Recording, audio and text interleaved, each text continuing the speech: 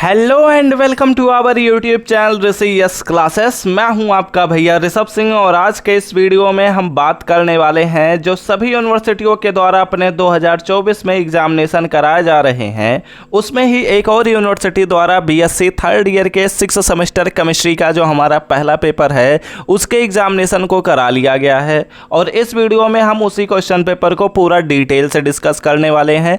और यह जो क्वेश्चन पेपर है यह ऑब्जेक्टिव पैटर्न का है, यानी कि एमसीक्यूज हम इस लेक्चर में डिस्कस करने वाले हैं। तो चलिए अपने इस वीडियो की शुरुआत करते हैं। लेकिन अगर आप सभी इस चैनल पर पहली बार आए होंगे और अपने तैयारी को सबसे बेहतर बनाना चाहते हैं तो जरूर सब्सक्राइब करने के साथ बेल आइकन को ऑल पर सेलेक्ट कर लीजिएगा। यह क्वेश्चन पेपर आप सभी को हम टेलीग्राम चैनल पर प्रोवाइड कर देंगे, तो आप हमारे टेलीग्राम चैनल से ज्वाइन कर सकते हैं। लिंक आप सभी को डिस्क्रिप्शन में मिल जाएगा। अब यहाँ पर एक एक करते हुए सभी चीज़ों पर हम बात कर लेते हैं। यह जो क्वेश्चन पेपर है यह डीडीयू यूनिवर्सिटी का है, यानी कि दीनदयाल उपाध्याय यूनिवर्सिटी गोरखपुर, जो हमारा एग्जामिनेशन कराती है वो हमारे पास ऑब्जेक्टिव पैटर्न पर कराती है। तो यह जो यूनिवर्सिटी है यह अपने बीएससी 6 सेमेस्टर केमिस्ट्री का जो हमारा पहला पेपर है जिसका नाम ऑर्गेनिक सिंथेसिस बी है, उसके ही सीबीसीएस मोड पर, यानी कि ऑब्जेक्टिव टाइप के क्वेश्चंस पर या फिर एमसीक्यूज टाइप के क्वेश्चंस पर यह एग्जामिनेशन कराती है। ठीक है, तो चलो एक एक करते हुए सभी क्वेश्चंस को हम डिस्कस करना शुरू करते हैं।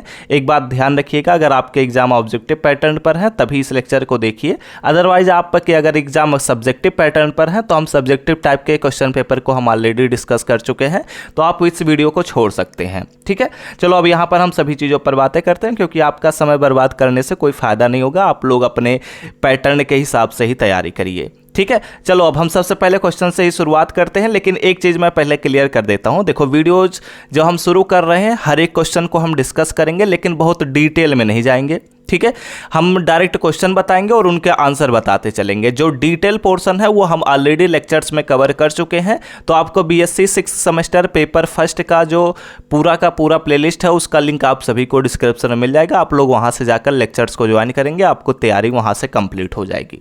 ठीक है ना, चलो अब हम सभी क्वेश्चंस को हम डिस्कस करना शुरू करते हैं। सबसे पहले क्वेश्चन से शुरुआत करते हैं।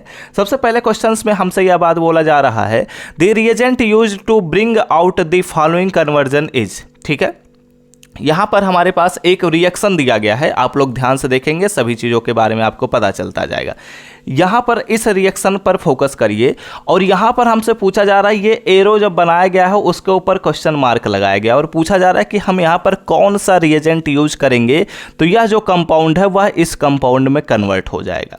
तो हमने आप सभी को यूनिट फर्स्ट के जब सभी पॉइंट्स पर, सभी टॉपिक्स पर लेक्चर्स को प्रोवाइड कर दिया है, तो अगर आप लोग उन लेक्चर्स को अच्छे से देखे होंगे, तैयारी किए होंगे, तो आपको यह बात गारंटी के साथ पता चल गई होगी कि यह जो कन्वर्जन हो रहा है यह सेलेनियम डाइऑक्साइड यानी कि SeO2 की सहायता से होगा।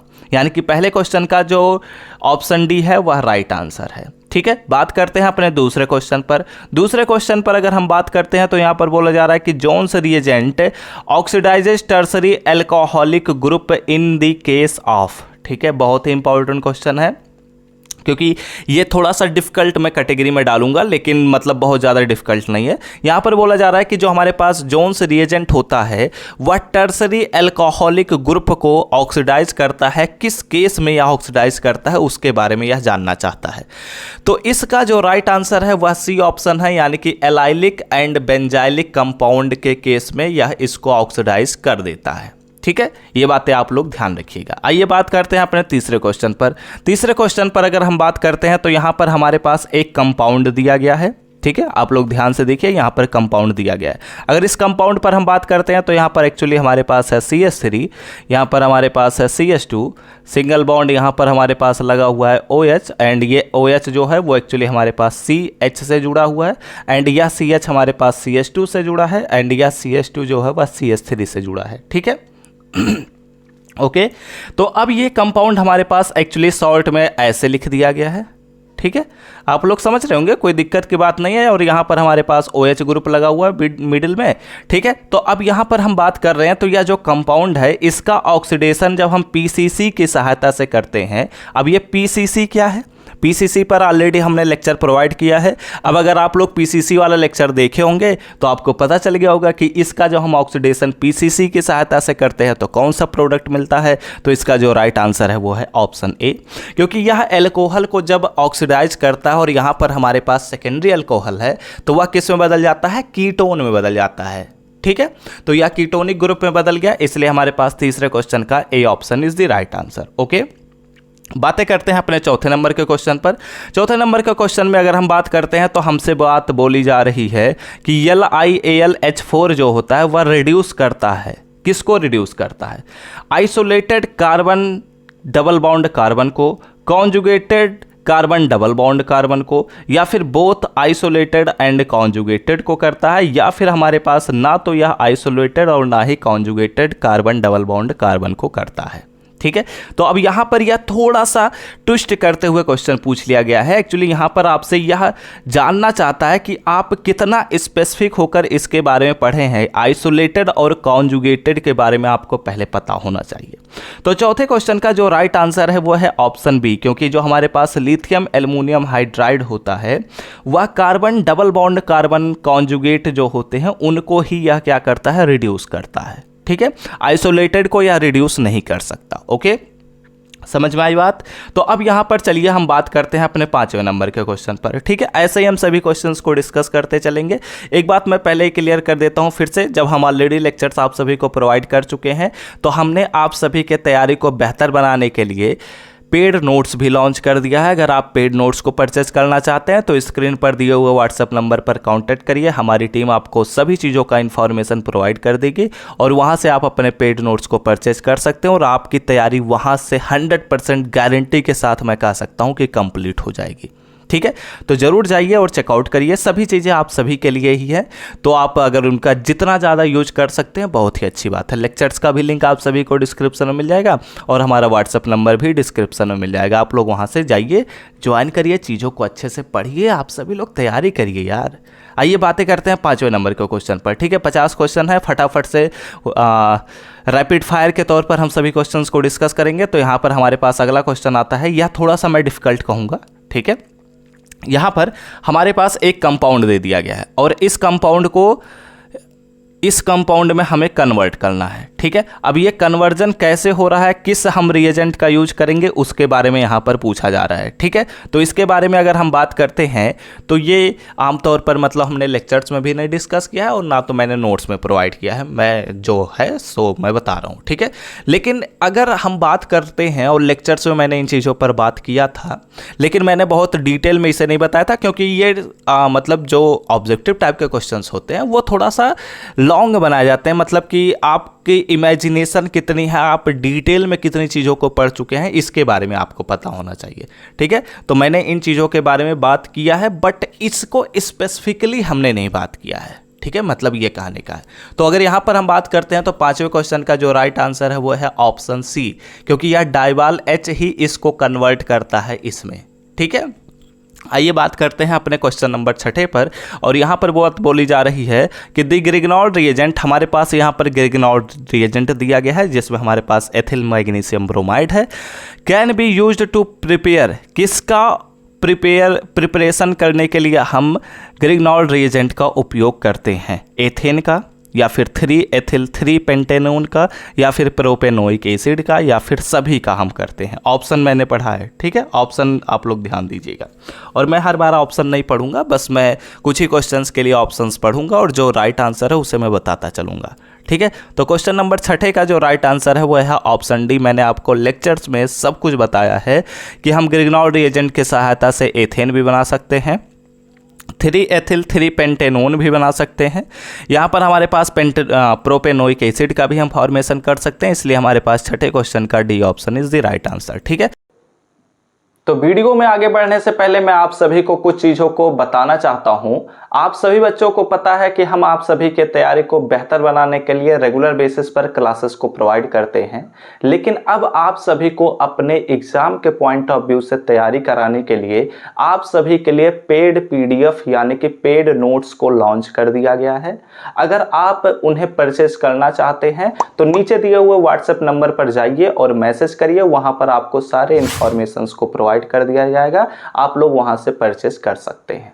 एक बात ध्यान रखना, जैसे हमने लेक्चर में मेथिल मैग्नीशियम ब्रोमाइड उपयोग किया था, यहाँ पर एथिल मैग्नीशियम ब्रोमाइड है। हो सकता है किसी और यूनिवर्सिटी में प्रोपेनोन मैग्नीशियम ब्रोमाइड का उपयोग किया जा सकता है। ठीक है, तो डेरिवेटिव उपयोग करेंगे, क्योंकि कॉन्सेप्ट आपका पता होगा तभी आप कर सकते हैं। ठीक है, तो ये बातें आप लोग ध्यान रखिएगा। ये बात करते हैं क्वेश्चन नंबर 7 पर। क्वेश्चन नंबर 7 में हमसे बात बोली जा रही है, क्योंकि what is the major product of the following reaction, इस रिएक्शन का क्या मेजर प्रोडक्ट है।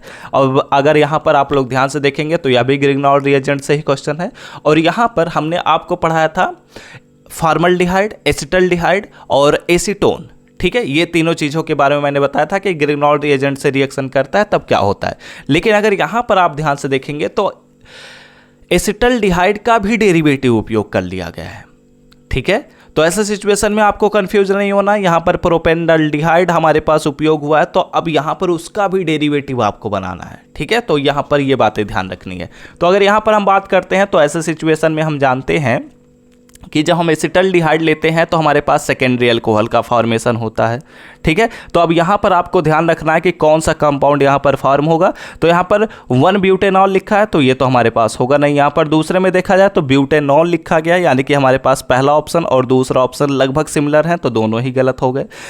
डी ऑप्शन पर बात करते हैं, ब्यूटेनोन बना है, तो नोन हमारे पास बनता नहीं है, यहाँ पर कीटोन ग्रुप नहीं आता बल्कि एल्कोहल ग्रुप आता है, तो हमारे पास C option is the right answer. तो 7वें का C option is the right answer. ठीक है, थोड़ा तेजी से लेकर चलूँ, चलो थोड़ा तेजी से बातें करते हैं। क्वेश्चन नंबर 8 पर हमसे बात बोली जा रही है कि lithium reacts with n butyl chloride to give, यहाँ पर हमारे पास एन ब्यूटिल लिथियम ही बनता है, क्योंकि हम जानते हैं हमारे पास ऑर्गेनोल लिथियम कंपाउंड जो होता है उसका डायरेक्ट यहाँ पर मेथड ऑफ प्रिपरेशन ही पूछा गया है। ठीक है, कि अगर हम ब्यूटिल क्लोराइड का लिथियम के साथ रिएक्शन कराते हैं तो क्या बनता है। तो ऐसे सिचुएशन में हमारे पास ब्यूटिल लिथियम ही बनता है, तो हमारे पास क्वेश्चन नंबर 8वें का B option is the right answer. ठीक है, बात करते हैं अपने क्वेश्चन नंबर 9 पर। तो यहाँ पर बात बोली जा रही है कि टर्सरी अल्कोहल में भी prepared by the action of Grignard reagent, Grignard reagent के सहायता से हम टर्सरी अल्कोहल का फॉर्मेशन कैसे कर सकते हैं। तो स्टार्टिंग के 3 केमिकल प्रॉपर्टीज को पढ़िए, आप लोगों को 3 क्वेश्चन मिल चुके हैं।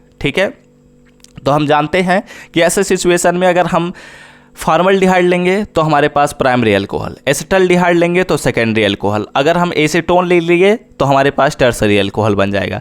तो यानी कि हमारे पास ketone option is the right answer. तो 9वें क्वेश्चन का A option is the right answer. ठीक है, बात करते हैं अपने 10वें नंबर के क्वेश्चन पर। यहाँ पर हमसे क्या बात बोली जा रही है, यहाँ पर हमारे पास एसिटल्डिहाइड दिया गया है, reacts first with ethyl lithium.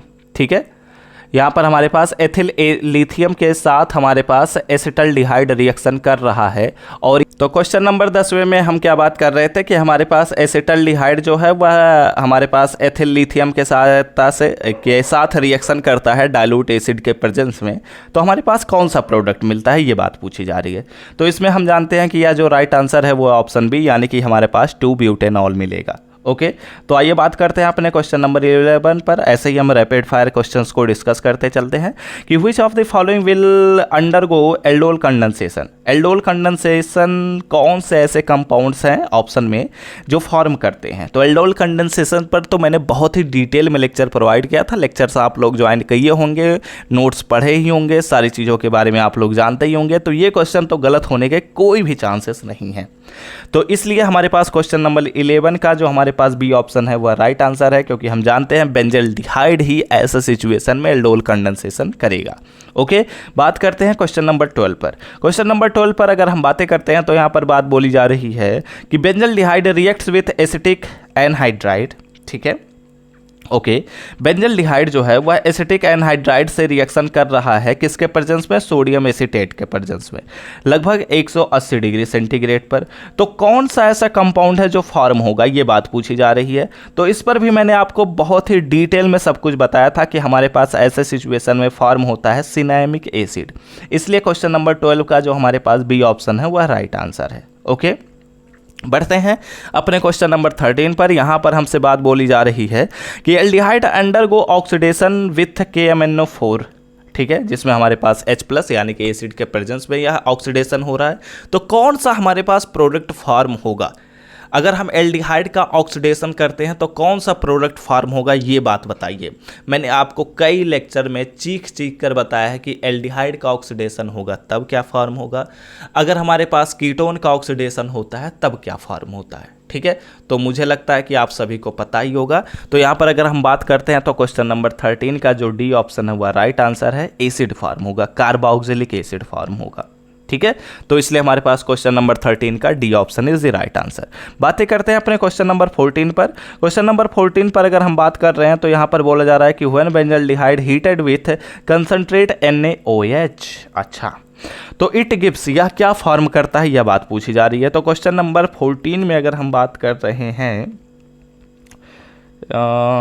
अच्छा, यहाँ पर बेंजल्डिहाइड है और यह कंसंट्रेट NaOH के साथ रिएक्शन कर रहा है। तो ऐसे सिचुएशन में तो बेंजिल अल्कोहल फॉर्म होता ही है, सोडियम बेंजोएट भी फॉर्म होता है, तब तो पहला और दूसरा ऑप्शन सही है। और अगर हम बात कर रहे हैं नीचे तो बेंजोइक एसिड है और फिर बेंजिल अल्कोहल है। तो ऐसे सिचुएशन में तो A option, B option, D option ये तीनों सही हो रहे हैं।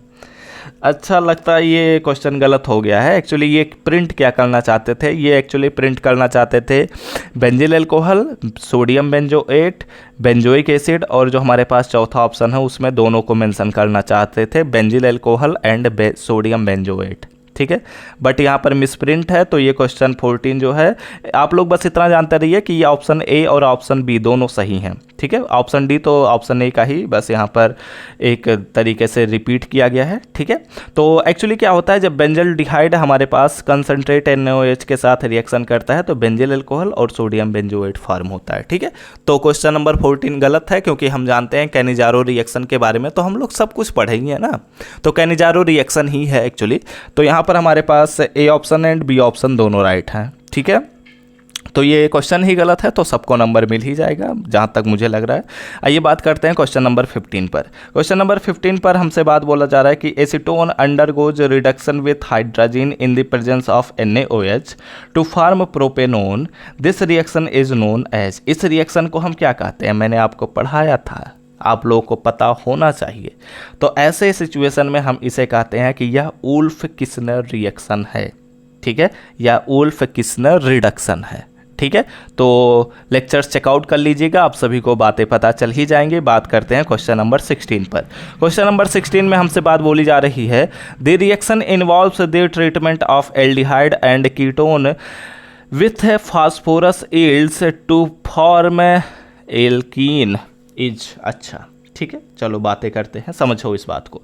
यहाँ पर बात बोली जा रही है कि अगर हम एल्डिहाइड या कीटोन या फिर और कीटोन का अगर हम फास्फोरस यील्ड्स के साथ रिएक्शन कराते हैं तो वह एल्कीन का प्रिपरेशन करता है। ठीक है, तो यह कौन सा रिएक्शन कहलाता है, इसके बारे में यहाँ पर पूछा जा रहा है। तो इसको एक्चुअली हम कहते हैं विटिग रिएक्शन, और मैंने आपको विटिग रिएक्शन के बारे में सब कुछ बताया भी है। ठीक है, तो लेक्चर चेकआउट कर लीजिएगा, आप सभी को वहाँ पर बातें पता चल जाएंगे। एक बात ध्यान रखिएगा, अगर आपके भी एग्जाम्स हो जाते हैं तो आप भी अपने क्वेश्चन पेपर को हमें सेंड कर सकते हैं। कहाँ पर सेंड करना है, व्हाट्सएप नंबर आप लोगों के पास पता चल चुका है, तो उसी व्हाट्सएप पर मैसेज कर दीजिएगा। हमारी टीम सभी चीज़ों के बारे में आपको इन्फॉर्मेशन भी प्रोवाइड कर देगी और मुझे भी बता देगी कि हाँ, इस बच्चे ने क्वेश्चन पेपर ये सेंड किया है और इस यूनिवर्सिटी का है, तो हम आप सभी को उस पर भी लेक्चर प्रोवाइड कर देंगे। ओके, बात करते हैं क्वेश्चन नंबर 17 पर। क्वेश्चन नंबर 17 में हमसे बात बोली जा रही है, the treatment of an aromatic aldehyde with aqueous alcoholic cation involves. अच्छा, अगर हम एरोमेटिक एल्डिहाइड का एक्वस एल्कोहलिक केसियन यानी कि पोटेशियम साइनाइड के साथ रिएक्शन कराते हैं तो कौन सा यहाँ पर रिएक्शन होता है, क्या वह बेंजोइन कंडेंसेशन होता है, एल्डोल रिएक्शन होता है, विटिग रिएक्शन होता है, या फिर कैनिजारो रिएक्शन होता है। तो अब यहाँ पर हमें यही बात बतानी है कि क्या होता है। तो अगर हम बात करते हैं तो इसको ही हम कहते हैं एक्चुअली बेंजोइन कंडेंसेशन, और आप सभी को पता ही है। ठीक है, तो क्वेश्चन नंबर 17 का A option is the right answer. Lectures भी चेकआउट कर सकते हैं आप लोग। नोट्स में तो सारी चीज़ें हैं, नोट्स में तो ऐसा कोई भी चीज़ नहीं है जो छूटा हो। ठीक है, तो आप लोग नोट्स में तो पढ़ ही सकते हैं, और अगर आप लोगों के पास समय कम है तो नोट्स ज़रूर परचेज करिए। अगर आपके पास समय ज़्यादा है तो पहले लेक्चर्स को देखिए, सारी चीज़ों को अच्छे से एनालाइज करिए, अडॉप्ट करिए, पढ़िए, याद करिए, प्रैक्टिस करिए। फिर उसके बाद अगर आपको लगता है कि अब आपको और भी अच्छे से तैयार करना है, तब नोट्स की तरफ जाइए। ठीक है, बात करते हैं क्वेश्चन नंबर 18 पर। यहाँ पर हमसे बात बोला जा रहा है कि which of the following is not a carboxylic acid derivative. बहुत ही बेसिक क्वेश्चन, लेकिन मतलब ये बच्चों को कंफ्यूज कर देगा। ठीक है, क्योंकि आमतौर पर बच्चे इतने मतलब डीप में नहीं जाते, या फिर मैं कहूँ इतना बेसिक की तरफ नहीं जाते। यहाँ पर बोला जा रहा है कि कार्बोक्सिलिक एसिड का डेरिवेटिव कौन सा नहीं है। Ester, acetamide, ethers, acid chloride, ये 4 ऑप्शन दिए गए हैं। तो अगर हम बात करते हैं तो ईथर जो होता है वह हमारे पास कार्बोक्सिलिक एसिड का डेरिवेटिव नहीं होता है। ठीक है, तो इसलिए हमारे पास क्वेश्चन नंबर 18 का C option is the right answer. बहुत ही बेसिक सा क्वेश्चन है, लेकिन काफ़ी बच्चे कंफ्यूज हो गए होंगे। बातें करते हैं कि which of the following is not a carboxylic acid. अच्छा, ये चारों ऑप्शन दे दिया गया है। अब ये चारों ऑप्शन में हमसे बात पूछा जा रहा है कि कौन सा कार्बोक्सिलिक एसिड नहीं है, और ये तो और भी ज़्यादा मतलब फंसाने वाला क्वेश्चन है, क्योंकि यहाँ पर हमसे बात बोला जा रहा है malonic acid, acetic acid, picric acid, adipic acid. अब नाम तो लगभग सिमिलर है, तो तुक्का तो लगाया नहीं जा सकता। और अगर आप लोग लेक्चर्स देखे होंगे तो मैंने आपको कई बार बताया कि कार्बोक्सिलिक एसिड के कौन कौन से डेरिवेटिव्स हैं, लेक्चर्स में मैंने नाम भी लिया है। तो अगर आप लोग लेक्चर चेकआउट किए ही होंगे तो आपको पता ही होगा, नोट्स में पढ़े होंगे तो आपको पता ही होगा कि जो पिक्रिक एसिड होता है या कोई कार्बोक्सिलिक एसिड नहीं होता है। ठीक है, तो इसलिए हमारे पास क्वेश्चन नंबर 19 का C option is the right answer. और हम सभी जानते हैं कि मेलोनिक एसिड हो गया, एसिटिक एसिड हो गया, एडिपिक एसिड हो गया, हम अपने यूनिट जिसमें हमने केमिस्ट्री ऑफ कार्बोक्सिलिक एसिड पढ़ते हैं उसी में ही हमने डिस्कस भी किया है। ठीक है, तो बढ़ते हैं अपने क्वेश्चन नंबर 20 की तरफ। यहाँ पर बोला जा रहा है कि which of the following is a strong acid. यहाँ पर हमारे पास 4 ऑप्शन दे दिए गए हैं, और इसमें से पूछा जा रहा है कि स्ट्रॉन्ग एसिड कौन सा है। ये मैं कहूँगा कि अगर आप तुक्का लगा दिए, सही हो गया तो हो गया, अदरवाइज़ आप लोगों के लिए इतना डिटेल इस चीज़ को कभी नहीं पढ़ाया जाता। ठीक है, तो खैर ये तो आपकी किस्मत के ऊपर है। अगर आप इस क्वेश्चन को कर ले गए हैं तो बहुत ही अच्छी बात है, अदरवाइज मैं बता दे रहा हूँ। ठीक है, क्वेश्चन नंबर 20 का जो ए ऑप्शन है वह राइट आंसर है, यानी कि ट्राइक्लोरो एसिटिक एसिड इसका राइट आंसर होगा। ठीक है, बहुत डिटेल में जब जाते हैं हम पढ़ते हैं कि क्लोरो ग्रुप जो हमारे पास क्लोरीन ग्रुप जुड़ा होता है वो एक्चुअली हमारे पास क्या कर रहा है, डोनेट कर रहा है या फिर अट्रैक्ट कर रहा है, ये बातें आपको पहले ध्यान देना होगा। ठीक है, यानी कि वह कौन सा फोर्स लगा रहा है, वह कौन सा इफेक्ट शो करेगा, इन सभी चीज़ों के बारे में हमें पहले जानना पड़ता है, उसके बाद ही यह क्वेश्चन सॉल्व किया जा सकता है। ठीक है, तो अगर आप लोग कर लिए हैं तो बहुत अच्छी बात है, नहीं कर पाए हैं तो भी परेशान होने की ज़रूरत नहीं है। ये क्वेश्चन बहुत ज़्यादा डिफ़िकल्ट है। ठीक है, मतलब आमतौर पर तो बहुत ईजी सा क्वेश्चन लगेगा, लेकिन इसमें कॉन्सेप्ट बहुत ज़्यादा लग जाता है। ठीक है, बातें करते हैं 21 नंबर के क्वेश्चन पर। यहाँ पर बोला जा रहा है कि which acid is weaker than benzoic acid.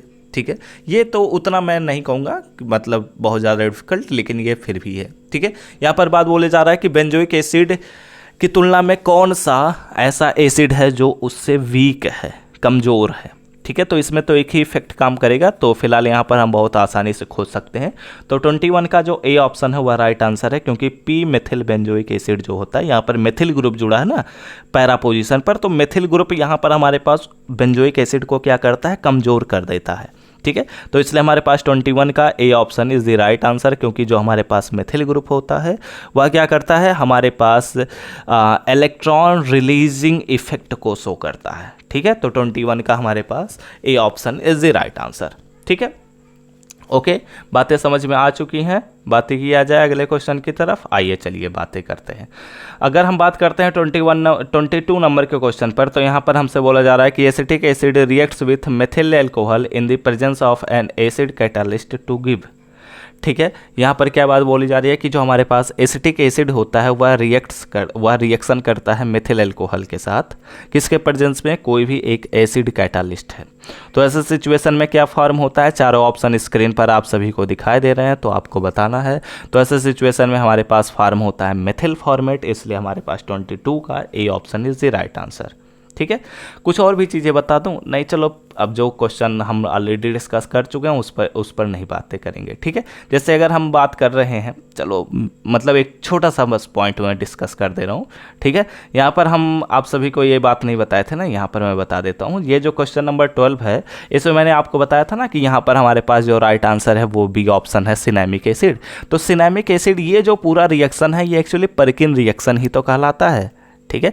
अभी मेरे दिमाग में यह बात पिंच किया है ना, तो इसलिए मैं सोचा आपको बता ही देता हूँ, ठीक है। ये हमारे पास परकिन रिएक्शन ही तो है। परकिन रिएक्शन वाला लेक्चर देखेंगे तो आपको पता चल जाएगा, ठीक है। और भी चीज़ें हैं जो मैं आप सभी को बता सकता हूँ, लेकिन मैं डिटेल की तरफ नहीं जा रहा हूँ, मैं आप सभी को बस बताता चलना चाहता हूँ, ठीक है। तो हमने आई थिंक 22 नंबर के क्वेश्चन को डिस्कस कर लिया। बात करते हैं अपने 23 नंबर के क्वेश्चन पर। यहाँ पर बोला जा रहा है कि इन द फॉलोइंग रिएक्शन, ये हमारे पास एक रिएक्शन दिया गया है, ठीक है। अब बताना है कि प्रोडक्ट कौन सा फॉर्म होगा। अच्छा, तो यहाँ पर हमारे पास क्या है, एक कार्बोक्सिलिक एसिड है। इसका हम रिडक्शन करा रहे हैं किसके प्रेजेंस में, लिथियम एल्युमिनियम हाइड्राइड के प्रेजेंस में, साथ ही साथ ईथर के प्रेजेंस में यह रिएक्शन हो रहा है। तो कौन सा प्रोडक्ट फॉर्म होगा इसके बारे में हमें बात करनी है, ठीक है। तो मैंने लेक्चर प्रोवाइड किया ही है, सारी चीज़ों को आपको बताया ही है कि हम कार्बोक्सिलिक एसिड का रिडक्शन कराएंगे तो हमारे पास क्या फॉर्म होगा। तो हम सभी जानते हैं कि जो 23 का ए ऑप्शन है वह राइट आंसर है, क्योंकि यहाँ पर हमारे पास क्या मिल रहा है, प्राइमरी एल्कोहल, ठीक है। और अगर आप लोग देखेंगे तो डी ऑप्शन भी नहीं होगा, सी ऑप्शन भी नहीं होगा, बी ऑप्शन भी नहीं होगा, क्योंकि हम जानते हैं यार कि हम अगर एल्कोहल का रिडक्शन कराएंगे, ऑक्सीडेशन कराएंगे तो हमारे पास कार्बोक्सिलिक एसिड बनेगा, और फिर उसका हम रिडक्शन कराएंगे तो एल्कोहल में कन्वर्ट हो जाएगा, ठीक है। तो अब बात करते हैं 24 नंबर के क्वेश्चन पर। 24 नंबर के क्वेश्चन में अगर हम बात करते हैं तो यहाँ पर बोला जा रहा है कि butyric acid reacts with phosphorus pentachloride, ठीक है। तो ऐसे सिचुएशन में हमारे पास कौन सा प्रोडक्ट फार्म होता है, ये बात पूछी जा रही है। तो एक मिनट मैं ऑप्शन फिर से देखूं। ऑप्शन में क्या दिया गया है, benzoyl chloride, 1 chlorobutane, butyral chloride, अच्छा, और हमारे पास 1 क्लोरोप्रोपेन है।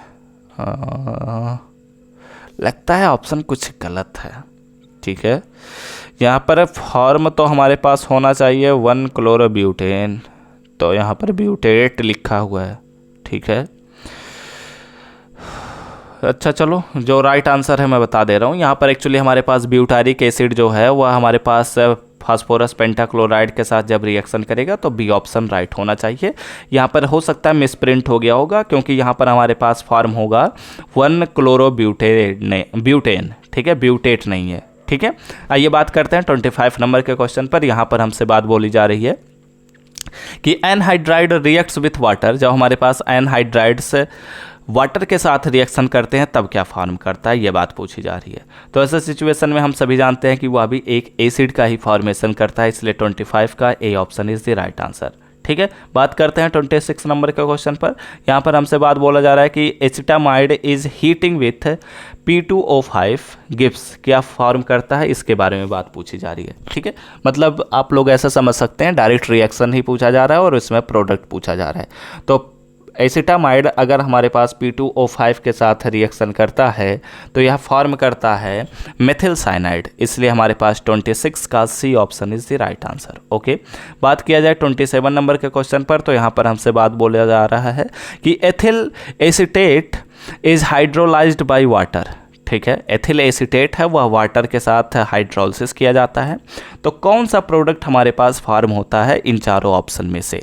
तो 27 का जो डी ऑप्शन है वह राइट आंसर है, क्योंकि यहाँ पर एक्चुअली हमारे पास फॉर्म होता है एक कार्बोक्सिलिक एसिड और एक एल्कोहल, ठीक है।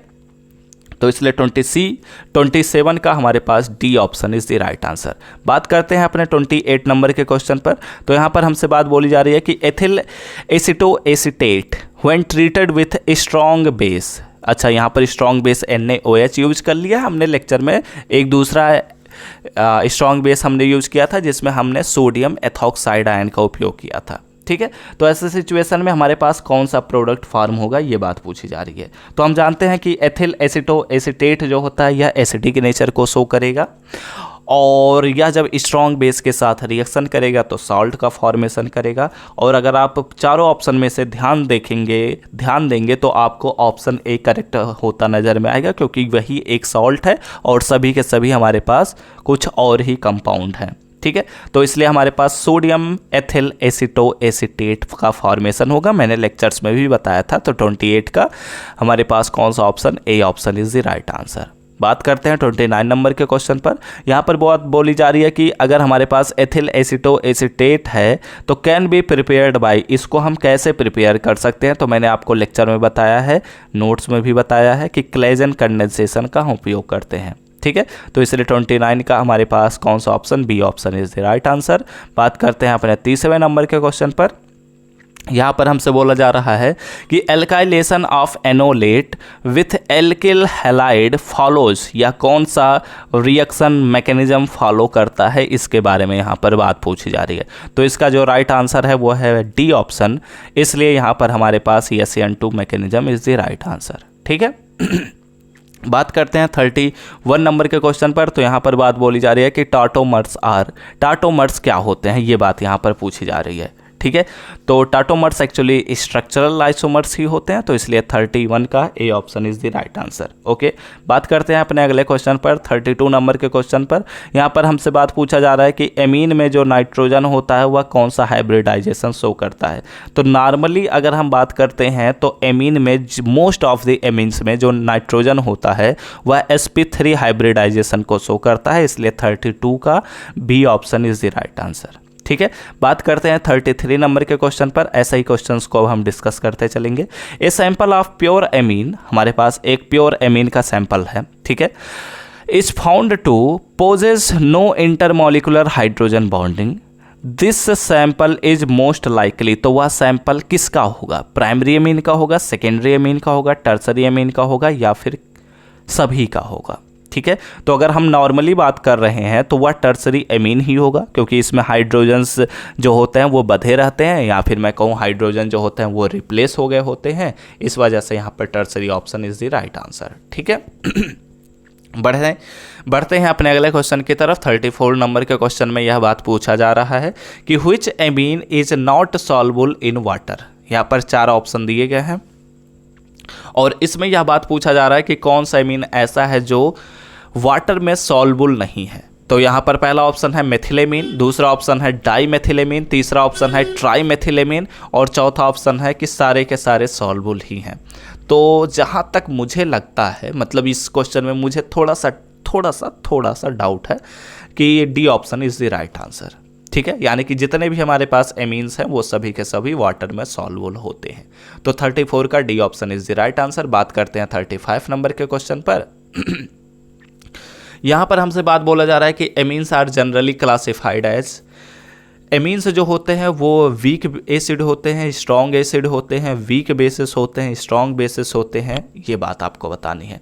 तो नॉर्मली तो आप यह बात जानते ही होंगे कि एमीन्स जो होते हैं वो बेस होते हैं। ठीक है, बट यहाँ पर आपको कन्फ्यूजन कहाँ है, वीक बेस है या फिर स्ट्रॉन्ग बेस है, ये आपको बताना रहेगा। तो अगर हम नॉर्मली बात करते हैं तो आप कहीं भी जब भी स्ट्रॉन्ग बेस सुनेंगे, जब भी बेस सुनेंगे और अगर वह स्ट्रॉन्ग होगा तो वहाँ पर स्ट्रॉन्ग बेस कहा जाता है। ठीक है, इसलिए यहाँ पर हम वीक बेस की सहायता से बढ़ेंगे आगे और यही ऑप्शन राइट है, ये तुक्का नहीं है, ये सही है। 35 का C option is the right answer. ठीक है, मतलब ये कॉन्सेप्चुअल भी मैंने आपको बताया कि ऐसे आप दिमाग लगा सकते हैं। ठीक है, कि हाँ ये कभी भी बोला नहीं जाता कि यह स्ट्रॉन्ग बेस है। ठीक है, तो वीक बेस ही होगा और एक दूसरे तरीके से भी मैंने आपको बता दिया। ओके, बढ़ते हैं अपने 36 नंबर के क्वेश्चन पर। यहाँ पर हमसे यह बात बोला जा रहा है कि acetamide reacts with bromine and NaOH। ठीक है, यानी कि ब्रोमीन के साथ रिएक्शन हो रहा है। यहाँ पर हमारे पास एक एल्कली भी हमने उपयोग किया है। तो ऐसे सिचुएशन में यह क्या फॉर्म करता है। 4 ऑप्शन आप सभी के स्क्रीन पर दिखाई दे रहे हैं, मेथिलेमीन, डाईमेथिलेमीन, एथिलेमीन, ट्राईमेथिलेमीन। ये चारों ऑप्शन में से आपको बताना है। तो इसमें जो राइट आंसर है वो है ऑप्शन ए, यानी कि मेथिलेमीन का प्रिपरेशन होता है। बात करते हैं अपने 37 नंबर के क्वेश्चन पर। यहाँ पर हमसे बात पूछा जा रहा है कि हिंजबर्ग रिएजेंट क्या है? 4 ऑप्शन आप सभी के स्क्रीन पर दिखाई दे रहे हैं। PD प्लस BaSO4 होता है, या फिर पी टालुइन सल्फोनिक एसिड होता है, या फिर हमारे पास NH2 यानी कि हाइड्रोजन प्लस KOH होता है, या फिर बेंजीन सल्फोनिक एसिड होता है। ठीक है, अच्छा, तो हिंजबर्ग रिएजेंट तो बेंजीन सल्फोनिल क्लोराइड होता है। ठीक है, तो ये तो हमारे पास कोई भी ऑप्शन दिखाई नहीं दे रहा है। अच्छा, तो फिलहाल मैं D ऑप्शन के साथ जा रहा हूँ। ठीक है, लेकिन अगर हम बात करते हैं तो हिंजबर्ग रिएजेंट का जो मॉलिक्यूलर फार्मूला होता है वो आप ऐसे देख सकते हैं कि यहाँ पर बेंजीन रिंग होता है। ठीक है, ओके, मतलब यहाँ पर स्क्रीन पर बहुत ज़्यादा अच्छे से मैं ड्रा नहीं कर पा रहा हूँ, और यहाँ पर हमारे पास SO2 होता है और Cl होता है, लेकिन यहाँ पर एसिड वर्ड उपयोग किया गया है, तो ये थोड़ा सा मुझे कन्फ्यूज कर रहा है। ठीक है, तो इसलिए हम फिलहाल D ऑप्शन के साथ आगे बढ़ रहे हैं, बट मतलब क्लोरीन अगर कहीं जुड़ा होता तो मैं उसी ऑप्शन के साथ जाता। ठीक है, मतलब अगर क्लोराइड लगा होता, बेंजीन सल्फोनिल क्लोराइड होता, ये सल्फोनिक है। ठीक है, तो फिलहाल मैं D ऑप्शन के साथ आगे बढ़ रहा हूँ, लेकिन मतलब अगर बेंजीन सल्फोनिल क्लोराइड कहीं लिखा दिखेगा तो वही ऑप्शन करेक्ट मानिएगा। ठीक है, कई बार ऐसा भी होता है कि पी टालुइन सल्फोनिल क्लोराइड भी होता है। ठीक है, तो अगर किसी भी क्वेश्चन में वो ऑप्शन दिख गया तो उस पर टिक करिएगा। ठीक है, यहाँ पर दोनों में एक एसिड लगा हुआ है। ठीक है, तो ये बातें ध्यान रखना, और हमें सल्फोनिल क्लोराइड खोजना है, सल्फोनिक क्लोराइड नहीं है। ओके, समझ में आ गया होगा बात। बढ़ते हैं 38 नंबर के क्वेश्चन पर। यहाँ पर हमसे बात बोला जा रहा है कि aniline reacts with nitrous acid at low temperature to give, तो यह क्या फॉर्म करता है? तो ये फॉर्म करता है एक डाइजोनियम साल्ट। ठीक है, तो 38 का जो हमारे पास C ऑप्शन है वह C ऑप्शन जो है वह राइट आंसर है। यहाँ पर हमारे पास बेंजीन डाइजोनियम क्लोराइड का फॉर्मेशन होता है, इसलिए यह एक डाइजोनियम साल्ट का प्रिपरेशन कर रहा है। ओके, बढ़ते हैं अगले नंबर के क्वेश्चन पर। 39 नंबर के क्वेश्चन में यह बात बोला जा रहा है कि nitrobenzene undergoes reduction with zinc and KOH to give, तो यह क्या फॉर्म करता है, ये बात पूछा जा रहा है। मतलब नाइट्रोबेंजीन अगर जिंक और KOH के साथ रिडक्शन कर रहा है तो यह कौन सा प्रोडक्ट फॉर्म होगा, इसके बारे में बात पूछी जा रही है। तो इसमें जो राइट आंसर है वो है ऑप्शन B, यानी कि हमारे पास हाइड्रोजोबेंजीन का फॉर्मेशन होता है। ठीक है, समझ में आई बात? आगे बढ़ें, चलिए बढ़ते हैं अपने 40 नंबर के क्वेश्चन पर। यहाँ पर हमसे बात बोला जा रहा है कि नाइट्रोएल्केन्स ऑन रिडक्शन विथ SnHCl, यानी कि हमारे पास टिन और हमारे पास हाइड्रोजन क्लोराइड के सहायता से हम क्या कर रहे हैं, नाइट्रोएल्केन का रिएक्शन करा रहे हैं, तो ये रिडक्शन ही है। तो हमारे पास कौन सा प्रोडक्ट फार्म होता है? एल्कोहल बनता है, प्राइमरी अमीन बनता है, सेकेंडरी अमीन बनता है, या फिर कोई भी नहीं बनता? तो ऐसे सिचुएशन में हमारे पास B ऑप्शन राइट आंसर है, यानी कि प्राइमरी अमीन का फॉर्मेशन होता है। बात करते हैं अपने अगले नंबर के क्वेश्चन पर। तो 41 नंबर के क्वेश्चन की तरफ बढ़ने से पहले मैं आप सभी से कुछ बातें कर लेना चाहता हूँ। अब इस वीडियो में टोटल 10 क्वेश्चन बचे हुए हैं, तो आप लोग इस लेक्चर को बहुत ही आराम से प्यार से देखिएगा, लेकिन उससे पहले आप लोग अपने दोस्तों के साथ इस लेक्चर को शेयर कर दीजिए। और इस बात को मैं फिर से रिपीट कर दे रहा हूं कि ऑलरेडी हमने लेक्चर्स को प्रोवाइड कर दिया है। पेपर फर्स्ट के बहुत सारे यूनिट्स के लेक्चर्स आप सभी को पहले ही हमने प्रोवाइड कर दिया है, तो उन सभी लेक्चर्स को अगर ज्वाइन करना है तो लिंक आप सभी को डिस्क्रिप्शन में मिल जाएगा। अच्छे से पढ़ लो भाई, क्योंकि यह लास्ट सेमेस्टर है, अच्छे से तैयार कर लो, आप सभी की तैयारी अच्छी हो जाएगी, अच्छे नंबर मिल जाएंगे, अच्छे नंबर के साथ आपका BSc भी कंप्लीट हो जाएगा। और अगर आप लोग हमारे पेड नोट्स को भी परचेस करना चाहते हैं तो आप हमें व्हाट्सएप नंबर पर कांटेक्ट कर सकते हैं। व्हाट्सएप नंबर आपको डिस्क्रिप्शन में भी मिल जाएगा और वीडियोज़ में कहीं आपको पॉपअप जरूर नज़र में आया होगा। ठीक है, तो अब बढ़ते हैं अपने अगले क्वेश्चन की तरफ। 41 नंबर के क्वेश्चन की तरफ बढ़ रहे हैं। तो यहाँ पर हमसे बात बोला जा रहा है कि which of the following heterocyclic compound is not aromatic. क्या बात पूछी जा रही है कि यहाँ पर हमारे पास 4 ऑप्शन दिए गए हैं, चारों हमारे पास क्या है, हेट्रोसाइक्लिक कंपाउंड है, लेकिन इसमें यह बात पूछा जा रहा है कि कौन सा एरोमेटिक नहीं है, ये बात पूछी जा रही है। यानी कि नॉन एरोमेटिक या एंटी एरोमेटिक हेट्रोसाइक्लिक कंपाउंड को हमें पहचानना है। ठीक है, तो 41 नंबर का जो राइट आंसर है वो D ऑप्शन, क्योंकि हमारे पास जो पिप्रिडीन होता है वह क्या होता है, और सभी तो हमारे पास एरोमेटिक होते हैं, चाहे पिरिडीन हो, चाहे पायरॉल हो, चाहे फ्यूरान हो, ये सभी के सभी हमारे पास एरोमेटिक होते हैं। बट जो हमारे पास पिप्रिडीन होता है यह क्या होता है, एक मतलब एरोमेटिक कंपाउंड नहीं होता है। बात करते हैं 42 नंबर के क्वेश्चन पर। 42 में हमसे बात बोला जा रहा है कि pyrrole is less basic than pyridine because the lone pair of nitrogen atom is pyrrole is a part of the delocalized pi molecular orbital. ठीक है, तो 42 का हमारे पास A option is the right answer. ठीक है, ये एक स्टेटमेंट ही है, ये स्टेटमेंट तो आप सभी को याद ही होगा, नहीं याद है तो याद कर लीजिएगा। ठीक है, बढ़ते हैं अपने अगले क्वेश्चन की तरफ। 43 नंबर के क्वेश्चन में यह बात बोला जा रहा है कि pyridine reacts with a mixture of KNO3 and H2SO4 at 300 degree centigrade. तो यह कौन सा कंपाउंड का फॉर्मेशन करता है? चारों ऑप्शन आप सभी के स्क्रीन पर हैं। 1 नाइट्रोपिरिडीन, 2 नाइट्रोपिरिडीन, 3 नाइट्रोपिरिडीन या फिर 4 नाइट्रोपिरिडीन का फॉर्मेशन होता है, ये बात आपको बतानी है। तो ये बात आपसे पूछी जा रही है। तो 43 का जो राइट आंसर है वो है ऑप्शन सी, यानी कि हमारे पास 3 नाइट्रोपिरिडीन का फॉर्मेशन होता है।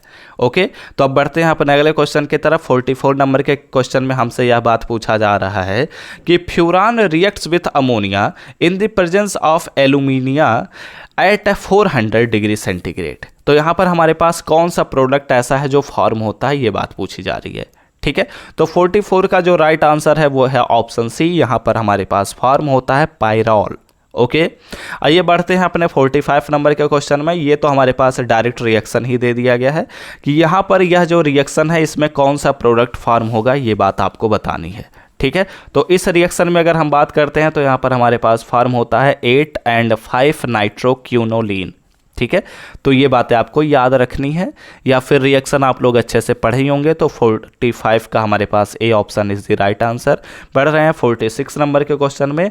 तो यहाँ पर हमसे बात बोला जा रहा है कि पायरॉल ऑन नाइट्रेशन गिव्स, अगर हम पायरॉल का नाइट्रेशन कराते हैं तो कौन सा प्रोडक्ट हमारे पास फॉर्म करता है?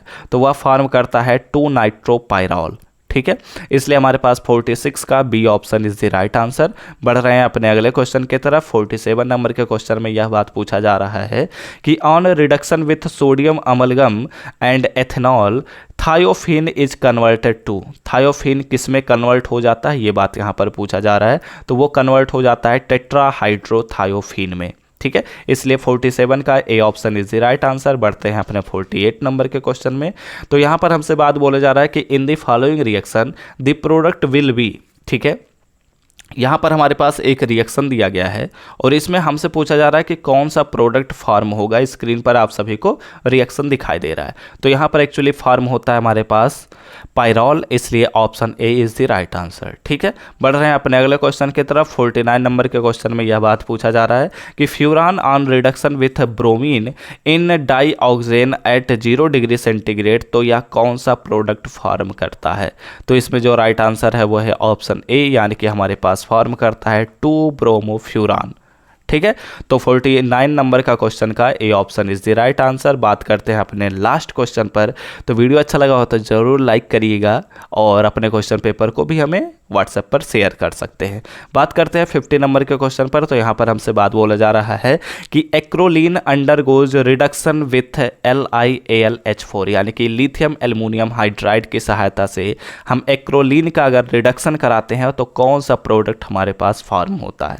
ठीक है, तो ये तो बहुत ही आसान सा क्वेश्चन है, मैंने आपको पढ़ाया भी है कि यहाँ पर हमारे पास फॉर्म होगा एलिल एल्कोहल। एक्रोलीन पर बात करते हैं तो यह क्या होता है? CH2 double bond CH2 single bond हमारे पास CHO होता है, यही हमारे पास एक्रोलीन होता है। तो हम जानते हैं कि LiAlH4 इस पर तो अटैक नहीं करेगा, इसी को ही यह क्या करेगा?